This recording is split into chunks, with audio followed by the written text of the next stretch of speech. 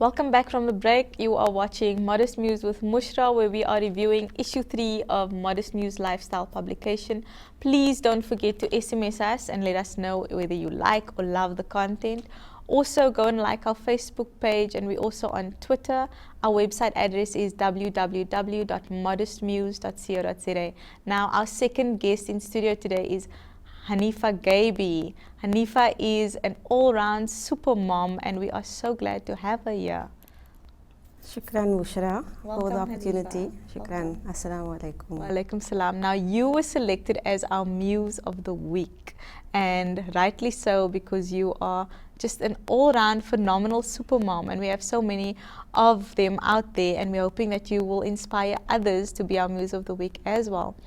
Now, you are a civil engineer by profession, and you've also got qualifications as a transport professional. Please do tell us a bit about your academic qualifications. Okay. Yes, Mushra, as you mentioned, I have a degree in civil engineering from UCT, and then I also studied my master's in science in traffic and transportation engineering, so specializing in transport planning. Okay. Now, you pursued your master's whilst married with 3 kids, is it? Well, at the time I only had 1, and then when I graduated, I was expecting my second one. How did you manage to do that? Because I mean, I'm a mom myself, and the school ran, and I completed my studies luckily before I got married. So how did you manage to study whilst being married and having kids? I think also something we forgot to mention is I was working full-time at the time as well. So my master's I was doing part-time, newly married, with a child, and alhamdulillah, it was hard, but I had the support of my family, my husband.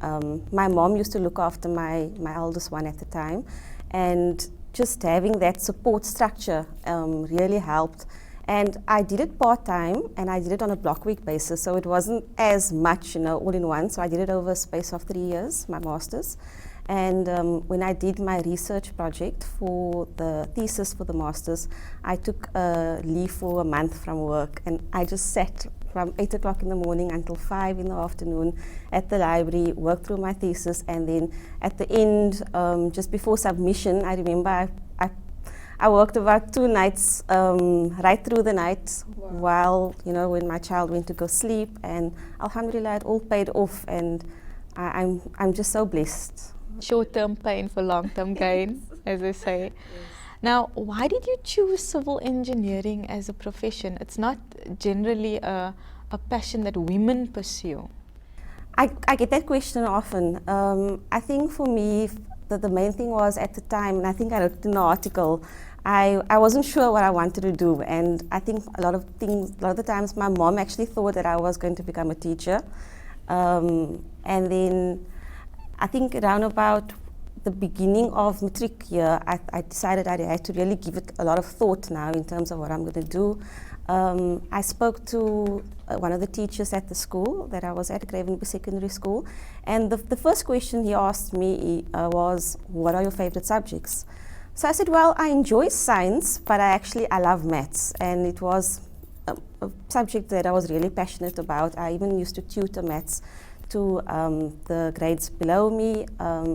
So he then mentioned to me, why don't I look at engineering? I attended the open day at Cape Technicon. I think it's now called the Cape Peninsula University of Technology. And I went to the engineering faculty, and the first stand that was there was civil engineering. I did technical drawing as well for 2 years at school, and the way they portrayed civil engineering was the design of bridges and roads, and I thought, well, this is definitely for me. And yeah, the rest, as you say, is history. Then I decided to do civil engineering. Now, these various types of engineering, there's your chemical, mechanical, civil engineering being one of them, and someone once described civil engineering to me as engineering for the people. This is why it's called civil. What do you have to say about that, doing a job for the people? Exactly, you are so right, Mushra. And civil engineering in itself, there are quite a few disciplines. There's structural engineering, you have your hydraulics, your water engineering, transport, which I'm doing, traffic, roads, a lot of disciplines,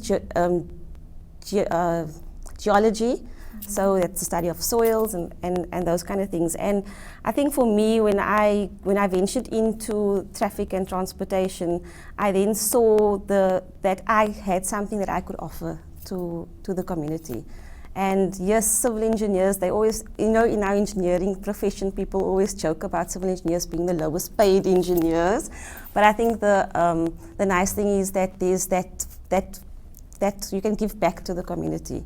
And now that I work with the City of Cape Town in the public sector, I'm in an even better position to give back to the community. And it's like, for example, the water that you drink, that was purified by a civil engineer. I mean, they took that water and made it drinkable. The roads that you drive on, the traffic signals that control and make the road safer, they were all designed by civil engineers. And that really just, for me, is something that I feel passionate about, and the reason why I'm so glad I made the choice, and I feel like I made the right choice. Alhamdulillah. Now you say there's many disciplines, and from my very little knowledge about civil engineering, there's roads, there's stormwater, there's transport. What is your favorite? I would have to say transport planning, public transport planning. Very passionate about that because there are lots of people that don't have a choice in terms of commuting to work. You know, we know these people that they either have to walk or they have to catch a train, which is not safe, or a taxi, and they feel that their lives are at risk every day.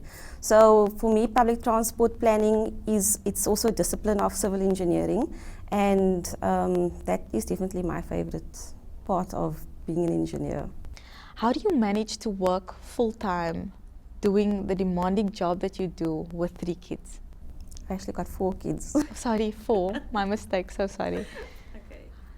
How do you manage to do that? Alhamdulillah, Mushra. For me, the main thing is that I work close to home. So I'm able to drop my kids off in the morning at school and still make it in time for work. I don't get a lot of traffic going to work, and while I was still breastfeeding my kids as well, I used to go home during lunch to go feed and then back at work. And yes, it was a bit stressful logistically, but I'm close to home and it makes a big difference. I can get home in time to still cook supper and sit with the homework and the madrasa lesson and things like that. At the moment, I have a very good support structure. I've got someone that drives the kids to school and extramural activities and madrasa, and then I've got a very good housekeeper that just manages it all at home for me, alhamdulillah, and a supportive husband who's also a very busy man. But yeah, and my kids, they're thriving, they're happy, they're healthy, alhamdulillah. So. Alhamdulillah. So what advice do you have for moms that are thinking about changing their career, thinking about studying whilst working, whilst having kids, and saying, you know what, maybe I'll leave it, it's just too much trouble? What advice do you have for them? It's easy to always say that there's no time, or I can't afford it right now, or you know, I think lots of women feel that they need to compromise certain things for their family or for their happiness, and the opportunities are there right now. I mean, especially in the engineering field, they are looking for females, they are looking for women, because we just add that special touch. And there's companies out there that are offering bursaries, and my advice is, you know, you're never too old to learn. I mean, I would like to think that in a few years' time I'd like to pursue my PhD. So inshallah, and even with my masters as well, I got a bursary for my undergrad, I got a bursary for my masters.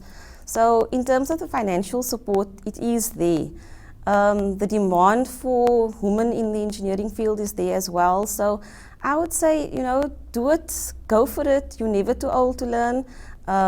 Yes, your family will come first, and they do come first, but you also need to do it for yourself. And I always joke to people when I say I on a Monday morning I go to work for my sanity, but I love my job, I love my family, and you are able to balance it. It is possible. Thank you, Hanifa. You've inspired me to go and study further. What I wanted to ask you is, What inspired you to write this article? Because you approached Modest Muse and you came to me and you said, I have a story to tell and I want to inspire other women.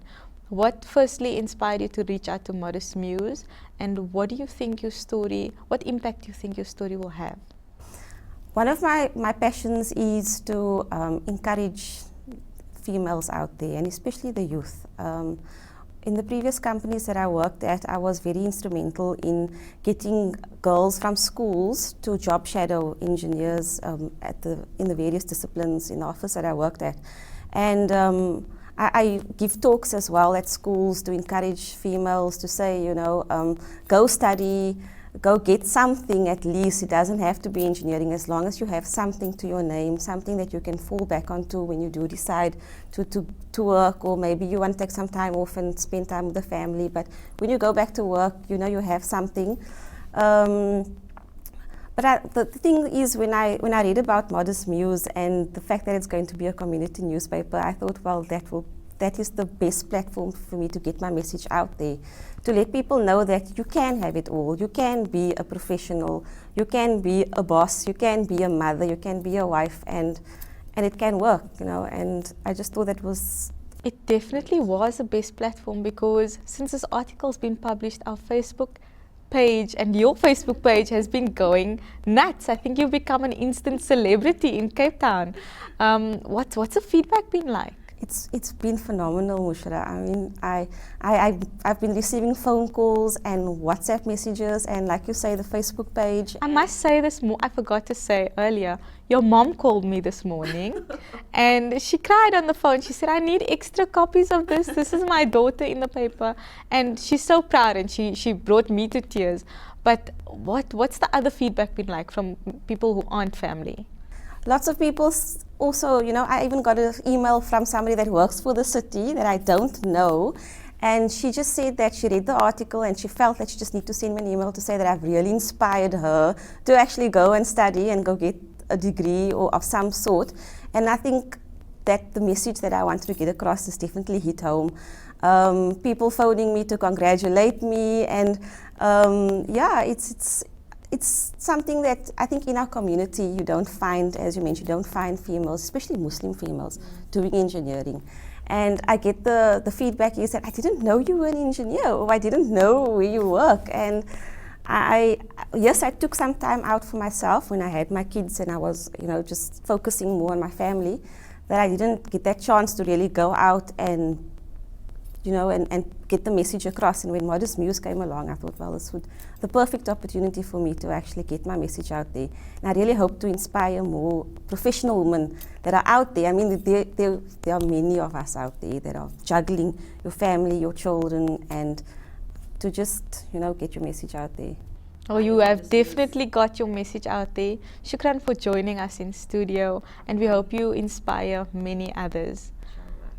Thank you for joining us on episode 2 of Modest Muse with Mushra. Please do join us next week where we interview some more phenomenal women.